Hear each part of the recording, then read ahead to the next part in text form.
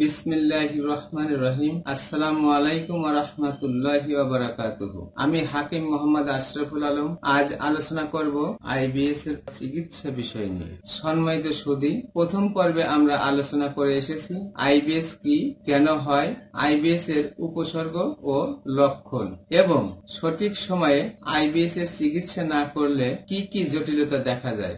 আজ আমরা আলোচনা করব আইবিএস কাদের বেশি হয়, আইবিএস এর প্রাকৃতিক চিকিৎসা ও আইবিএস এর খাদ্য তালিকা সম্পর্কে। দর্শক, আমরা প্রথমেই জেনে নেই আইবিএস কাদের বেশি হয়। সাধারণত যুবতী মহিলা যাদের বয়স 20 থেকে 40 বছরের মধ্যে, তাদের আইবিএস এর সাথে বদহজম, অবসন্নতা ও ঘন ঘন প্রস্রাব সহ ইত্যাদি উপসর্গ দেখা যায়। পুরুষের যে আইবিএস হয় না, বিষয়টি এরকম নয়। তবে পুরুষ মানুষের তুলনায় যুবতী মহিলাদের এ রোগ বেশি হয়ে থাকে। আসুন জেনে নেই আইবিএস এর প্রাকৃতিক চিকিৎসা। সম্মানিত দর্শক, আমাদের কাছে আইবিএস এর রোগীরা সাধারণত পাতলা পায়খানা, ডায়রিয়া অথবা কোষ্ঠকাঠিন্য নিয়ে আসে। ইউনানি চিকিৎসা বিজ্ঞানে আইবিএস নতুন পুরাতন আমাশয়, পেট ফাঁপা, বদহজম, অজীর্ণ, পেট ব্যথা, গ্যাস্ট্রিক আলসার সহ পেটের যে কোনো সমস্যা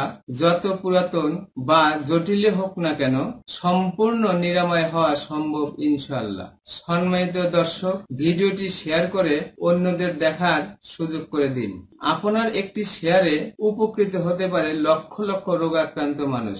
আমার চ্যানেলটি এখনো যারা সাবস্ক্রাইব করেননি, এখনই সাবস্ক্রাইব করে নিন এবং নতুন নতুন স্বাস্থ্য বিষয়ক পরামর্শ পেতে বেল আইকনে ক্লিক করুন। আসুন জেনে নেই আইবিএস এর প্রাকৃতিক চিকিৎসা। 1 নম্বর, 1 চা চামচ সফুক আসুস এবং 1 চা চামচ সফুক বাদিয়ান 1 কাপ পানিতে মিশিয়ে সকালে ও রাত্রে খাবারের 1 ঘন্টা আগে খাবেন 2 থেকে 3 মাস।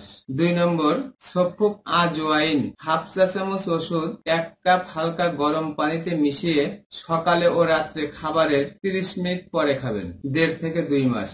3 নম্বর, সফুক আবে হায়াত 1 চা চামচ ওষুধ রাত্রে 1 গ্লাস হালকা গরম পানিতে ভিজিয়ে রেখে সকালে খাবারের 1 ঘন্টা আগে খাবেন এবং 1 চা চামচ ওষুধ 1 গ্লাস হালকা গরম পানিতে সকালে ভিজিয়ে রেখে রাত্রে খাবারের 1 ঘন্টা আগে খাবেন। সম্মানিত সুধী, যাদের পেটের সমস্যা রয়েছে, তাদের যৌন দুর্বলতা, দ্রুত বীর্যপাত, লিঙ্গের শিথিলতা, লিঙ্গ উত্থান অক্ষমতা, এমনকি ধ্বজভঙ্গ রোগ হয়ে থাকে।